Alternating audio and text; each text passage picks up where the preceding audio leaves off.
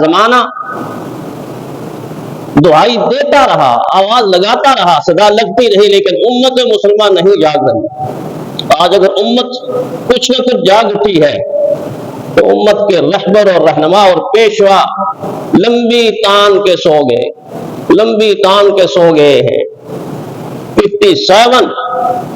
57 اسلامی ملک، کہنے کو 57 اسلامی ملک، لیکن رویہ کیا ہے؟ رویہ ایسا ہے کہ جیسا یہ اسلامی ملک نہیں ہے، یہ یہودیوں کی معاذ اللہ کالونیاں بن گئی۔ احمد یاسین بوڑھے بزرگ جس کی تنظیم نے، جن کی تنظیم نے آج یلغار کی ہے اسرائیل کے اوپر، انہوں نے اس وقت کہا تھا، بڑھاپے میں کہا تھا، ان کا قول آج ایسے نظر آتا ہے، ایسا آئینہ نظر آتا ہے۔ فرماتے ہیں ہم بچپن میں جب شعور کی آنکھ کھولی تو ہمیں بتایا جاتا تھا کہ اسرائیل غزہ پر قابض ہے، غزہ کی پٹی پر قابض ہے، جدوجہد کرو، اس کو آزاد کراؤ۔ لیکن فرمایا جب ہم نے اور شعور کی آنکھ کھولی، دیکھا تو دنیا کہہ رہی ہے یہ غزہ کی پٹی پر قابض ہے۔ ہم نے دیکھا یہ غزہ کی پٹی پر قابض نہیں، یہ پورے کے پورے اہل عرب پر قابض ہے، اہل عرب پر قابض ہے۔ اور آج جو گہرائی کی نظر رکھتے ہیں، جو حقیقت کی نظر رکھتے ہیں، وہ دیکھتے ہیں کہ اہل عرب نہیں، پوری کی پوری دنیا کو ایسے کنٹرول کیا ہو، ایسے کنٹرول کیا ہو۔ اگر کنٹرول نہ کیا ہوتا تو آج مسلمانوں کے رہبر اور رہنما بس یہ کہتے کہ ہم تمہارے ساتھ کھڑے، فلسطین والوں ہم تمہارے ساتھ کھڑے۔ ہم بچے ہوتے تھے، آپ کا بھی بچپن گزرا ہے، بڑے لوگوں سے کہتا ہوں، بچپن سے یہی سن سن کے کان پک گئے ہیں۔ جب فلسطین کی زمین کے اوپر خون کی ندیاں بہتی ہیں، بیگنوں کا خون ہوتا ہے، بچے بوڑھے عورتیں شہید ہوتے ہیں، ان کے ٹکڑے ٹکڑے کر کے دیواروں کے ساتھ چپکا دیے جاتے ہیں، اور اس کے مقابلے میں کشمیر کے اندر جب یہی رویہ ہوتا ہے، دونوں جگہ جب یہ معاملہ پیش ہوتا ہے تو مسلم قوم کے رہنما ہمیشہ کہتے ہیں ہم تمہارے ساتھ کھڑے، ہم تمہارے ساتھ کھڑے۔ تاریخ لکھے گی اور تاریخ لکھ رہی ہے کہ تم ان کے ساتھ نہیں کھڑے، نہیں کھڑے، نہیں کھڑے، تم اپنے آقاؤں کے حکم کے اوپر کھڑے ہو، انہوں نے حکم دیا ہے تم کھڑے رہو، کھڑے رہو، کھڑے رہو۔ ہم تم سے یہی گزارش کریں گے، بڑا کھڑا ہو کہ طویل زمانہ گزر گیا، خدا کے لیے آپ بیٹھ جاؤ، اب بیٹھ جاؤ، بس بہت ہو گیا، ہم تمہارے ساتھ کھڑے ہیں۔ نہیں، انہوں نے تمہیں کہا ہے کہ تم یوں کو ہم تمہارے ساتھ کھڑے ہیں، نظر کیوں نہیں آتے؟ جو ساتھ کھڑا ہوتا نظر نہیں آتا؟ کھڑا ہے جو بائیڈن ساتھ، امریکہ کا صدر کھڑا ہے کہ نہیں کھڑا؟ اسرائیل کے ساتھ کھڑا ہے، نظر آ رہا ہے؟ پورا جنگی ساز و سامان لے کر، بحری بیڑا لے کر اسرائیل کی سرحد کے اوپر پہنچ کر وزیر خارجہ ہو کر جاؤ، جا کے اسرائیل کے وزیر اعظم نیتن یاہو کے ساتھ ایسے کھڑے ہو کر، ایسے کھڑے ہو کر پوری کی پوری 57 اسلامی مملکت کے سربراہوں کے منہ کے اوپر تھپڑ لگاؤ، زور کا تھپڑ لگاؤ، اور ان کو یہ سمجھاؤ کہ کھڑا ہونا اس کو کہتے ہیں، کھڑا ہونا اس کو کہتے ہیں کہ وہ امریکہ سے چل کر اسرائیل میں پہنچ گیا، بحری بیڑا لے کر پہنچ گیا، ساز و سامان لے کر پہنچ گیا، اور ادھر امت مسلمہ کے رہنما کو ترکی میں کھڑا ہے، کوئی پاکستان میں کھڑا ہے، کوئی ملیشیا میں کھڑا ہے، کوئی انڈونیشیا میں کھڑا ہے، کوئی بنگلہ دیش میں کھڑا ہے، کوئی کہاں کھڑے رہو، کھڑے رہو۔ تم اپنے آقاؤں کے حکم کے اوپر کھڑے، تم کھڑے بھی نہیں ہو، تم بیٹھے بھی نہیں ہو، تم گہری نیند سلائے گئے ہو، تم سو رہے۔ جو کھڑے ہوتے ہیں ان کی ٹانگوں میں جان ہوتی ہے، ان کے بازوں میں طاقت ہوتی ہے، اور کھڑے ہیں وہ ابابیل، کھڑے ہیں وہ ابابیل جو سال ہاں سال ڈنڈوں سے لڑتے رہے، اینٹوں سے لڑتے رہے، پتھروں سے لڑتے رہے، گلیلوں سے لڑتے رہے۔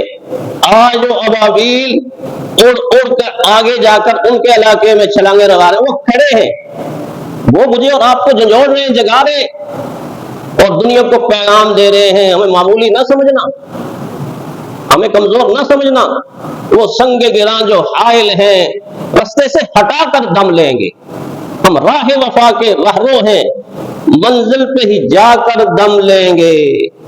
یہ بات عیاں ہے دنیا پر، ہم پھول بھی ہیں، تلوار بھی ہیں، یا بز میں جہاں مہکائیں گے، یا خون میں نہا کر دم لیں گے، یا خون میں نہا کر دم لیں گے۔ اور فرعون بنے جو پھرتے ہیں ڈھاتے ہیں ستم کمزوروں پر، ان سرکش و جابر لوگوں کو قدموں پہ جھکا کر دم لیں گے، قدموں پہ جھکا کر دم لیں گے، اور اب آگ نہ جلنے پائے گی۔ اب تو آگ برس رہی ہے نا، آنے والا زمانہ آئے گا، اب آگ نہ جلنے پائے گی نمرود صفت عیاروں کی، ہم رحمت حق سے شعلوں کو گلزار بنا کر دم لیں گے، گلزار بنا کر دم لیں گے۔ بڑا ظلم سہتے رہے، بڑا ظلم سہتے رہے، گھٹتے رہے، سہتے رہے۔ اب وہ وقت آ گیا ہے کہ لطف نے ان کو سمجھا دیا ہے کہ قفس کو توڑ دے، اس پنجرے کو توڑ دے، اس جیل کو توڑ دے، قفس کو توڑ دے، یا جان سے گزر جا۔ مجبوریوں کا جینا توہین زندگی ہے، مجبوریوں کا جینا توہین زندگی ہے۔ ان کو سمجھ آ گئی ہے، ان کو یہ سمجھ آ گئی ہے کہ مسلمان جی نہیں سکتا ہے، مر لیتا نہیں جب تک۔ مسلمان کی زندگی تو شہادت میں ہے، مسلمان جی نہیں سکتا ہے، مر لیتا نہیں جب تک، یہ دریا چڑھ نہیں سکتا، اتر لیتا نہیں جب تک۔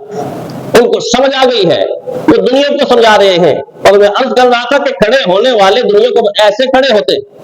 آپ کا پڑوسی کھڑا ہوا کہ نہیں؟ مودی دیکھنے میں مودی جی اور حقیقت میں یہودی جی، یہودی جی۔